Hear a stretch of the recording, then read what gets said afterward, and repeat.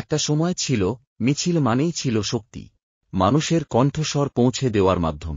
তখন আমরা দেখতাম, সামনের সারিতে দাঁড়িয়ে আছে নেতা, তার হাতে ব্যানার, বড় করে লেখা আছে দাবির কথা। মানুষ রাস্তার ধারে দাঁড়িয়ে ব্যানার পড়ত, বুঝত এই মিছিলের উদ্দেশ্য কি, হোক সেটা শিক্ষার দাবি অথবা অন্যায়ের প্রতিবাদ।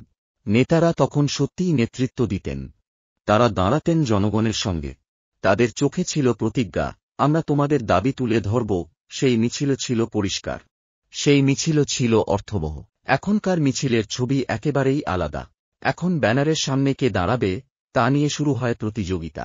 আজ মিছিলে দেখা যায়, ব্যানারের সামনে দাঁড়িয়ে আছে এক দুজন নেতা, তাদের হাতে নেই ব্যানার, তাদের হাতে আছে মাইক, আর মুখে আছে উচ্চস্বরে স্লোগান, কেমন যেন নাটকীয়তা, এক ধরনের শো অফ, যেন মূল লক্ষ্য আর দাবির চেয়ে বেশি গুরুত্বপূর্ণ হয়ে গেছে।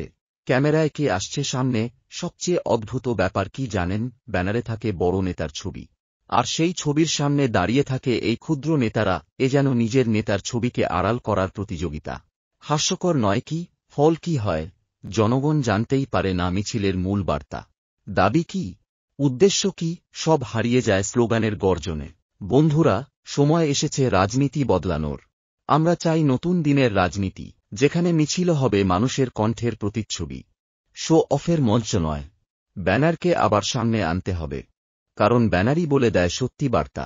কে নেতা সেটা নয়, কি দাবি সেটাই হোক মূল বিষয়। আমরা চাই না পুরনো বস্তাপচা রাজনীতি, আমরা চাই স্বচ্ছ রাজনীতি, যেখানে নেতারা নিজেদের নয়, মানুষের কথা তুলে ধরবেন।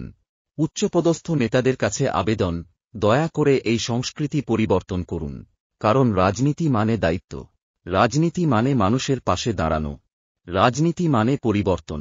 তাহলে আসুন আমরা সবাই মিলে বলি, নতুন রাজনীতি চাই, পুরনো শো অফ নয়। হ্যাঁ, সময় এসেছে, পরিবর্তন হোক রাজনীতিতে, পরিবর্তন হোক আমাদের মানসিকতায়।